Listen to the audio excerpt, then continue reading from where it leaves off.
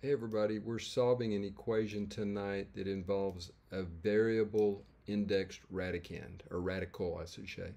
Now we're looking for natural number solutions, and natural numbers are positive integers like 1, 2, 3, ad infinitum.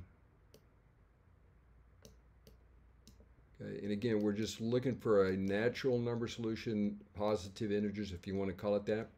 Now let's carry on. The first step, at least that I thought was important, is to go ahead and factor x squared out of this expression.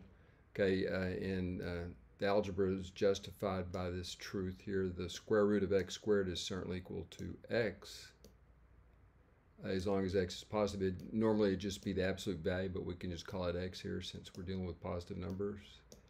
Okay, so that's what happened right here. Now, some people could probably solve the problem by inspection at this point. It's really not that hard if you want to guess and test.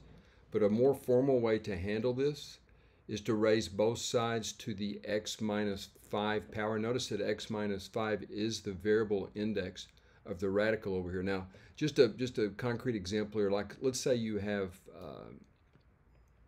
the cubed root, and we'll just use question mark because we're overloading x right here. Let's say we have the cubed root of question mark equals to 4. Okay. Well, we know that to solve this, we can cube both sides since cube rooting and cubing are inverse functions. So this would result in question mark equals to 4 cubed. Okay. We do exactly that thing, that process on this next line. Okay. We'll just leave it as 4 cubed, which of course is 64. Okay. So that's what we do right here. We factor, and then on the very next line, we raise both sides to the x minus 5 power. Notice that raising this to the x minus 5 power wipes out the radical, just like raising this to the third power wiped out the radical. Okay, so all that's left here is just the radicand. And then right over here, we actually apply the power x minus 5 to both this and this. Understand that there's a 2 right here. That gets left out all the time for the square roots, but square root has an index of 2, and that's exactly where this 2 comes from right here, along with the laws of exponents, right? Okay, now we can get done with this fairly quickly by just noting that we would have to equate, for this even be remotely possible, you would have to equate this exponent to this exponent. So we would have to write down 6 is equal to x minus 5, right?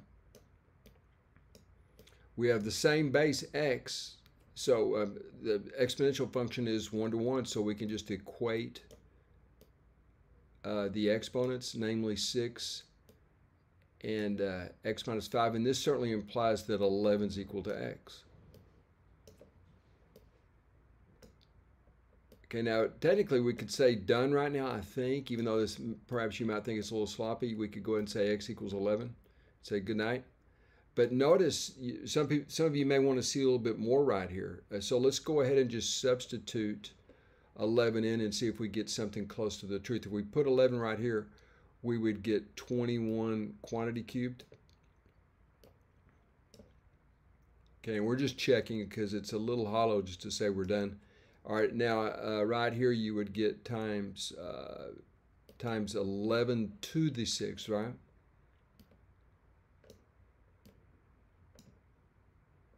Okay, and we want to know, we're asking, does this equal? And I'll put an equal sign with a question mark. I'm not asserting equality, I'm interrogating here. I want to know, is it equal? All right, and so if you put 6 right, 11 here and 11 here, you get 11 to the 6th again. That's good news, isn't it? You sure better, because we have an 11 to the 6th power over here.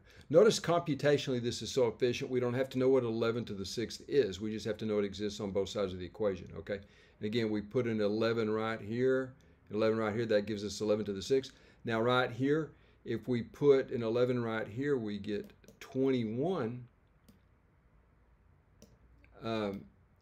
If we put an 11 right here, 11 minus 5 is 6, and 6 over 2 is 3. And so wham bam, we got, these are huge numbers, but so we can check off on this, right?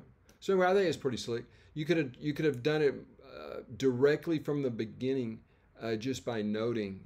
Once you factor, you could just eyeball this and note that since you have this 6 right here, since you have this 6 right, excuse me, since you have this x right here, all right, you would know that 11 minus 5 would be the 6th root of x to the 6, which is x, right? So again, by inspection, if you're alert, you can just solve it immediately. Of course, you'd have to check, but that's the way to do it by inspection without going through this formal process of raising both sides to the x minus 5 power. But anyway, we're done. X equals 11 is the solution. Thanks for viewing.